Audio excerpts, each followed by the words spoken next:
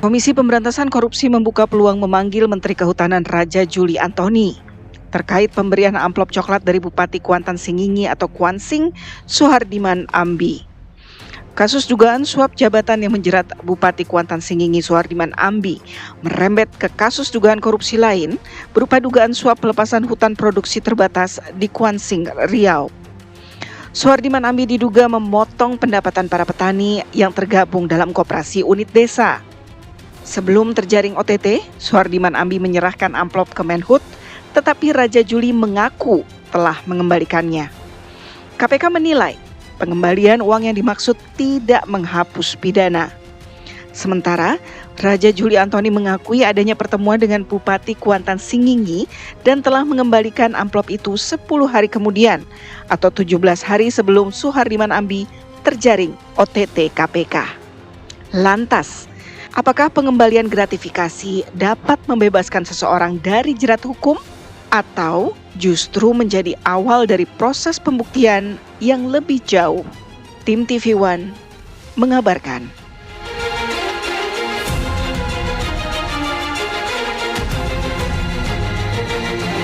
Klarifikasi pertama saya bahwa benar tanggal 2 Juni 2026 ada audiensi Bupati Kuansing di kantor ini. Ini audiensi yang terbuka. Bupatinya mengirim surat resmi, dipublis di media sosial, saya maupun kementerian, dan ada daftar hadir, ada notulensi. Jadi kalau suatu saat pihak KPK memerlukan, atau bahkan kami akan proaktif juga menyerahkan apa yang saya sebutkan tadi. Dalam audiensi itu, ternyata Bapak Bupati Kuansing meninggalkan amplop yang ditutup dengan map. Ya. Dan ketika beliau pergi, saya baru sadar, dan saya langsung meminta ajudan saya untuk mengembalikan amplop tersebut. Saya tidak tahu isinya apa, tapi saya merasa tidak memiliki hak terhadap amplop tersebut, dan saya minta ajudan saya untuk mengembalikan amplop tersebut. 2 Juni adalah hari Selasa. Saya cuma punya satu ajudan, saya bilang nanti berangkat hari Jumat. Itu tanggal 5 Juni. Tapi ternyata tidak bisa 5 Juni karena ajudan saya harus tetap menempel pada saya, membantu saya, karena tanggal 5 Juni itu saya bertemu dengan Jamdatun dalam urusan lain, ya, di Dirjen PHL, bertemu Jamdatun. Akhirnya saya katakan kalau gitu Jumat depan, yaitu tanggal 12 Juni. Hari Kamisnya tanggal 11 Juni Pak Sekjen mengeluarkan surat jalan, ya, surat perintah kepada ajudan saya untuk mendatangi Bupati Kuantan Singingi, dan saya pribadi menelpon Bapak Kapolda Riau untuk membantu memfasilitasi ajudan saya bertemu dengan Bupati Kuantan Singingi di Kapolres Kuantan Singingi. Jadi tanggal 12, teman-teman semua, Jumat, ya, hari Jumat tanggal 12, sekitar 17 hari sebelum terjadi OTT, ajudan saya sudah mengembalikan amplop putih kepada Bupati Kuantan Singingi. Ada tanda terimanya, ada fotonya.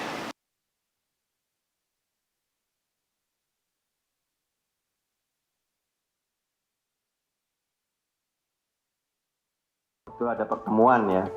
Di Bupati memang ada pertemuan-pertemuan ke Kementerian Kehutanan untuk isi pertemuannya, dan tadi ada amplop tidak, itu yang akan didalami oleh penyidik nantinya. Pengembalian kan tidak menghapus pidana, ya, tetapi sejauh mana pengembalian itu menjadi fakta yang memang tadi dikonstruksi awalnya bahwa Bupati mengurus rekomendasi ke kementerian, ya itu menjadi nanti akan didalami oleh penyidik. Ya, Menteri Kehutanan Raja Juli Antoni mengembalikan amplop yang diterimanya. Namun tadi kita dengar bahwa KPK menegaskan pengembalian barang atau uang ini tidak otomatis menghapus unsur pidana jika memang di dalamnya sudah ada indikasi gratifikasi. pertanyaannya kenapa tidak langsung dilaporkan ke KPK ketika diterima? Oke, kita langsung tanyakan ya dengan dua narasumber yang sudah hadir di studio. Pertama ada M. Yasin, Wakil Ketua KPK periode 2007 hingga 2011. Selamat pagi. Selamat pagi, Pak Yasin. Dan Pak Saur Siagian, pegiat anti korupsi. Selamat pagi, Pak Saur. Pagi, Saya mau ke Pagi, Bang Saur. Pak Yasin terlebih dahulu. Ya. Nah, pertanyaannya ini juga nih. Apakah pengembalian gratifikasi atau hadiah lah katakan. Nah, ini langsung menghapus unsur pidana yang ada pada gratifikasi tersebut? Kalau dilihat secara hukum dari undang-undang bagaimana? Ya, karena dari didasari dugaan kesepakatan untuk memberikan izin yang berkaitan dengan pengajuan itu hutan industri terbatas. Ya. Yang memberikan izin itu adalah yang punya kewenangan. Yang punya kewenangan siapa? Ya menteri kan begitu, Raja Juli. Kemudian delik itu adalah delik formal. Nah, yang menjadi fokus kita itu bukan kok pengembaliannya. Penerimaan suap itu latar belakangnya apa? Pasti ada. Nggak ada sesuatu itu misalnya hubungan persahabatan atau silaturahmi terus kemudian harus memberikan sesuatu. Itu background-nya adalah yang tadi kita sebutkan tadi. Jadi delik formal, gratifikasi pasal 12B besar itu bisa berubah menjadi delik suap. Ini Tapi pertama. sebelum OTT dikembalikan. Nah, pertama. Yang kedua tadi kan nanya tuh, proses pengembaliannya bukan kok yang bersangkutan. Kan setiap kabupaten atau provinsi, apalagi provinsi, pasti punya program pengendalian gratifikasi dan sudah punya apa itu namanya unit pengendali gratifikasi di internal gubernurnya. Nggak usah nyuruh kepada ajudannya untuk mengembalikan. Nah, itu dari UPG unit itu yang melaporkan ke KPK. Itu yang benar proses ya. Atau kalau belum punya UPG, ya gubernur sendiri yang harus melapor ke KPK. Menterinya maksudnya? Iya, mengenai, ya kan sekarang mudah lapor itu mengenai berkait apa itu namanya gratifikasi online kan, Gol KPK itu gratifikasi online ini kan mudah itu. Kenapa Jadi harus? lebih penting melaporkan dibanding mengembalikan kalau dari kacamata KPK? Ya kacamata kan dua, dari aspek hukum formal. Itu bahwa pengembalian uang itu tidak menghapuskan pidananya. Sementara background-nya itu adalah background memberikan sesuatu. Memberikan sesuatu berkaitan dengan jabatannya. Setiap pemberian kepada pegawai negeri atau penyelenggara negara dianggap suap apabila berhubungan dengan jabatannya dan bertentangan dengan tugas dan kewajibannya, clear itu. Tapi kalau langsung dikembalikan, sebelum OTT KPK-nya ini menghapuskan pidananya nggak di gratifikasi tersebut? Ya katakanlah kita belum tahu ya mensreanya atau niatnya dari kita bupati mendengar apa. itu kan undergoing proses. KPK telah menyampaikan bahwa ini tidak menghilangkan pidananya. Oke, ini kita berikan apresiasi dan akan memanggil memeriksa. Memang harus diperiksa. Yang ketiga, dari proses, dari legal itu sudah tidak benar artinya ya. Prosesnya tidak benar, proses pengembalian. Sekarang jurisprudensi. Apakah ada kasus semacam ini sebelumnya itu yang semula itu adalah diduga gratifikasi, pengurusan sesuatu yang berkaitan dengan kewenangan suatu institusi tertentu. Misalnya adalah Sekjen MA nih Bung Sari. Sekjen MA itu 2 kali loh. Gratifikasi berubah deliknya jadi suap. Jadi Pak Hasan Asbi yang sepanjang lagi adalah Pak Nur Hadi yang sudah divonis itu tahun 2019, kemudian Pak Hasan Asbi itu 2023 baru loh ini. Itulah jurisprudensi sehingga KPK tidak boleh ini mengklasifikasikan sebagai gratifikasi saja. Ini sudah firm. Ya Bung Saur ya. Oke, Pak Saur gimana melihatnya? Saya juga nggak tahu kenapa tiba-tiba dibilang ini gratifikasi. Padahal jelas kan bupatinya ditangkap itu, di samping ada kasus yang dia menerima Pajero, kemudian mobil yang untuk Sekda, Land Cruiser mintanya. Land Cruiser yang untuk Sekda. Kemudian dia juga mengambil uang dari unit desa untuk mengurus hutan ini. Artinya ketika dia berhak memberi rekomendasi kepada yang mengambil keputusan, ya inilah proses suapnya gitu loh, sangat mudah. Meskipun niatnya dari bupati, mensreanya iya dari memang dia. logikanya kan tidak ujuk-ujuk kemudian menteri memberikan izin kecuali rekomendasi dari bupati. Prosesnya kayak begitu, kayak kita sampai ke TV One Ya, saya naik mobil dulu dijemput. Tapi nggak akan mungkin saya sampai di TV1 kalau saya nggak jemput. Prosesnya seperti itu kalau eksekusinya TV1. Nah, problemnya beliau ini kan jago main gaple. Yang kemarin itu dia ketangkap kan lagi main gaple. Dia ini kan digaji oleh rakyat. Nah, maksud saya adalah jangan-jangan sangat simpel tadi Pak Yasin sudah bilang, sangat dekat dari kantornya ke KPK Kuningan itu hanya setengah jam. Dan pasti dia tahu cara gratifikasi. Kalau itu gratifikasi nggak perlu diajarin dia ikan berenang gitu loh. Mengapa sekian lama? Kok malah percaya nggak kalau tanggal yang dibuat itu tidak backdate? Kemungkinan itu yang saya bilang. Dibuat backdate seakan-akan tanggal sekian begini. Ya dikira ini main gaple gitu loh. Jangan dibohongin gitu loh. Ini ke persoalan hukum atau ke etikanya juga yang dipermasalahkan? Saya bilang dua-duanya dipermasalahkan. Kenapa saya bilang? Kan dia kasih contoh yang sangat buruk. Sebagai menteri, mestinya dia malu. Dia harus datang ke KPK, mestinya saya harus melakukan KPK dan saya bersalah kalau bicara etika. Ini dijorokin lagi anak buahnya. Pergi kamu ke sana. Ya sama dengan dia menyuruh anak buahnya untuk melakukan kerusakan gitu loh. Inilah menurut saya bagaimana ini jangan kita katakan ini gratifikasi. Menurut saya ini sangat kuat unsur suapnya. Sehingga KPK jangan ragu. Apalagi kan ini yang kita bilang. Sekarang ini yang kita tonton kan hari per hari Kumala, korupsi seakan-akan mereka merasa tidak ada kesalahan gitu loh. Iya Bang Saur, tapi kalau Anda melihat ini kan dari sudut pandangnya Menteri Kehutanan, dia ini ingin melaporkan atau ingin mengungkapkan bahwa ada upaya dari bupati untuk menyuap dirinya. Setelah si bupatinya ketangkap kan.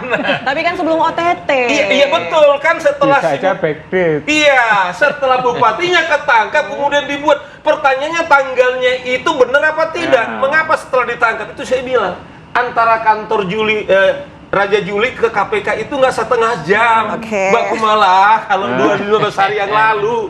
Dan undang-undang menyuruh seperti itu. Aturannya seperti itu. Pak KPK.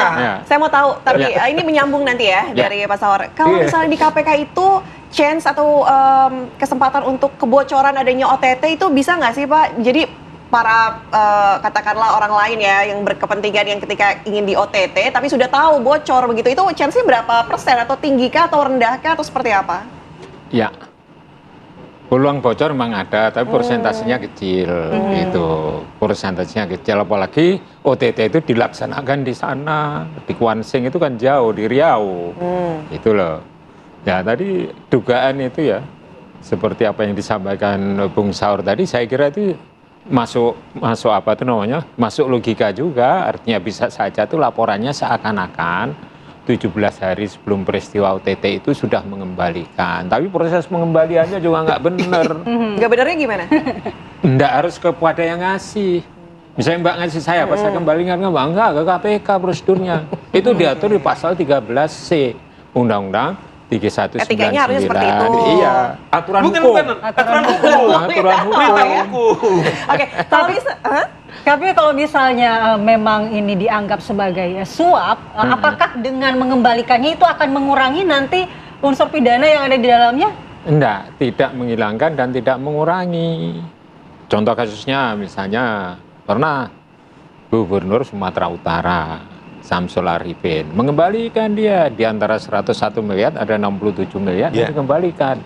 Apa mengurangi pidananya? Tidak. Itulah, apalagi pengembaliannya itu juga hasil meras-meras kiri kanan. 2 kali itu malahan itu. Tidak akan meringankan seperti itu.